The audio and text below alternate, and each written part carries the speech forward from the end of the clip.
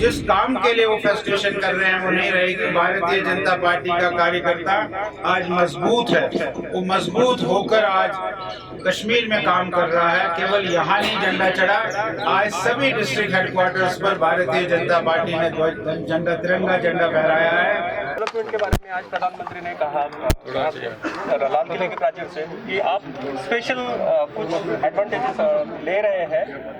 वो क्या एडवांटेजेस आपने पिछले एक साल में लिए? क्योंकि प्रधानमंत्री ने लाल किले के प्राचीर से कहा कि 370 हटने के बाद एक साल में बहुत ज़्यादा डेवलपमेंट के चांसेस जम्मू कश्मीर में। देखिए, डेवलपमेंट के चांसेस, उन्होंने यहाँ पैसा भी भेजा, उन्होंने यहाँ डेवलपमेंट के काम भी शुरू किए, लेकिन कोविड के कारण वो थोड़े रुक गए हैं।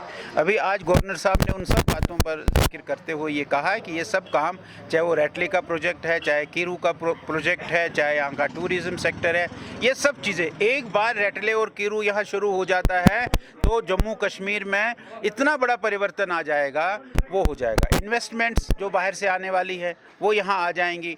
6000 कनाल ज़मीन सरकार ने आइडेंटिफाई किया जहाँ पर इन्वेस्टमेंट आकर वो काम करेंगे। ये तो बहुत बड़ा काम है ना, ये काम हुए हैं, लेकिन कोविड के कारण ये काम थोड़े रुक गए हैं। और मुझे ऐसा लगता है कि कोविड से हम, इस महामारी से, आज हमारे प्रधानमंत्री जी ने कहा कि भाई 1 नहीं 2 नहीं 3 वैक्सीन्स पर हमारे वैज्ञानिक काम कर रहे हैं और वो वैज्ञानिक बहुत जल्द उस वैक्सीन को पहुंचाएंगे।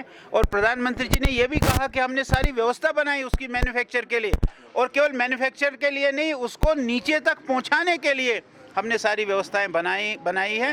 हर आदमी को वैक्सीन हो जाएगा, तो ये बहुत बड़ी बात है। फाइनल सवाल सर, इस फ्रस्ट्रेशन में वो कुछ भी करने के लिए तैयार बैठे हुए हैं। मैं ये भी आज के दिन ये कहना चाहूँगा कि उनको भी मैं ये कहता हूँ कि वो फ्रस्ट्रेशन जो है वो रहेगी नहीं। वो फ्रस्ट्रेशन उनकी, जिस काम के लिए वो फ्रस्ट्रेशन कर रहे हैं वो नहीं रहेगी। भारतीय जनता पार्टी का कार्यकर्ता आज मजबूत है, वो मजबूत होकर आज कश्मीर में काम कर रहा है। केवल यहाँ नहीं झंडा चढ़ा, आज सभी डिस्ट्रिक्ट हेडक्वार्टर्स पर भारतीय जनता पार्टी ने झंडा, तिरंगा झंडा फहराया है और तिरंगे झंडे को सलामी दी है।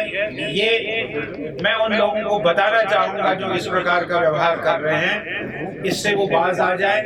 ये किसी भी अच्छे सभ्य समाज के लिए नहीं है, ये किसी भी अच्छे सभ्य समाज को शोभा नहीं देता है। इसको समस्त अपना पैरामिलिट्री पुलिस के जवानों को, आर्मी के जवानों को जो इसमें शहीद हुए हैं, मैं उनको भी आज इस 15 अगस्त के दिन श्रद्धांजलि देता हूँ। आपने यहाँ झंडा चढ़ाया, यहाँ के कार्यकर्ताओं ने झंडा चढ़ाया।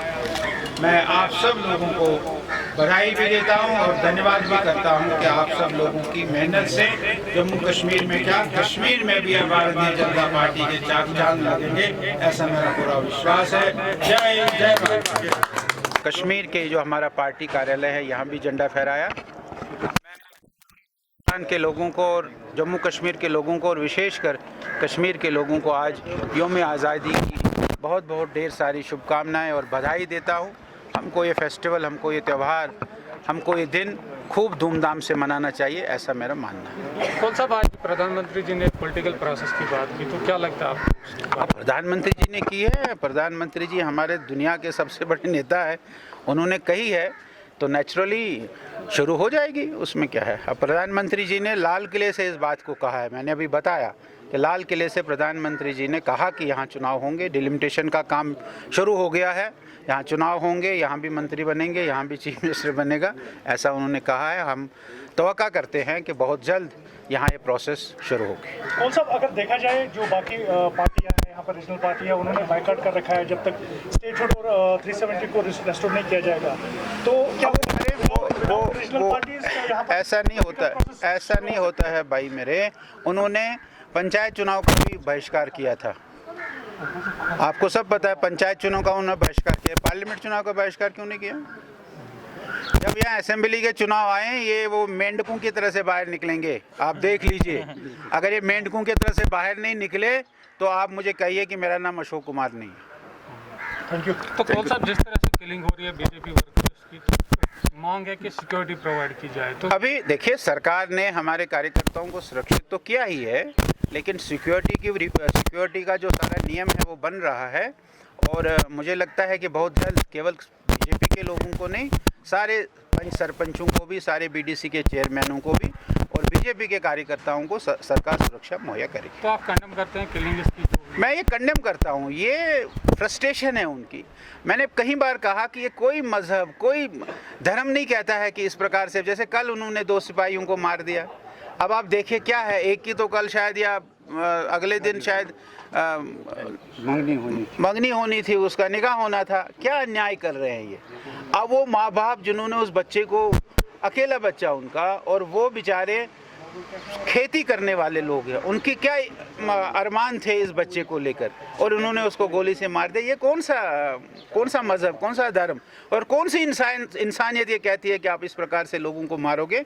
मैं इसकी घोर निंदा करता हूँ। कौन सा स्टेटहुड को लेके क्या स्टैंड रहेगा बीजेपी? भैया स्टेटहुड के लिए तो स्टैंड है कि हमारे प्राइम मिनिस्टर ने, हमारे होम मिनिस्टर ने फ्लोर ऑफ द हाउस में कहा, जिस दिन यहाँ गोली चलना बंद हो जाएगी, जिस दिन यहाँ हालात ठीक हो जाएंगे, आप लोग, मैं, आप सब लोग नॉर्मली चलते फिरते रहोगे, उस दिन यहाँ स्टेटहुड मिलेगी। उसमें क्या बात है। कौल साहब, यहाँ पर आज एक पॉलिटिकल जो लीडर है उससे हमने बात करी तो उन्होंने बताया कि बहुत बुलंद दावे किए जाते हैं बीजेपी की तरफ से, लेकिन अगर देखा जाए यहाँ पर 370 स्क्रैप करने के बाद भी आज इंटरनेट बंद रहा और जो लोग हैं वो घरों में ही प्रेफर कर रहे हैं। अब इंटरनेट खुल रहा है कुछ 2 जिलों में। उन्होंने कहा कि सुप्रीम कोर्ट में हमारे बदलाव नहीं देखा जा रहा है। ऐसा नहीं है कि बदलाव नहीं, देखो ये इंटरनेट खोलने से बदलाव ने 2G नहीं चल रहा है क्या? सारा हम भी 2G पर सारी दुनिया काम कर रहे हैं, ऐसा तो कुछ नहीं है।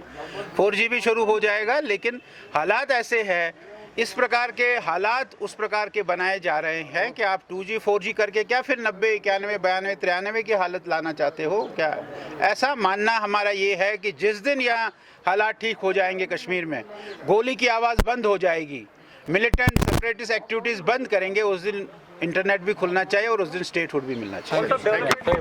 इम्पोर्टेंट इकोनॉमी का हिस्सा है आपके कश्मीर का, तो ये टूरिस्ट प्रोसेस कब रेगुलर? हमारे कश्मीर का, हमारे भी कश्मीर का, लेकिन आपके लिए मैं सवाल पूछ रहा हूँ सर। ऐसा है कि टूरिस्ट प्रोसेस भी शुरू देखें, जैसे ही कोविड खत्म हो जाएगा, टूरिस्ट अब देखें वैष्णो देवी शुरू हो जाएगा।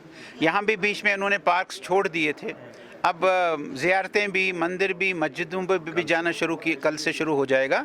तो मुझे लगता है कि टूरिस्ट प्रोसेस भी बहुत जल्दी ही शुरू हो जाएगा। Thank you.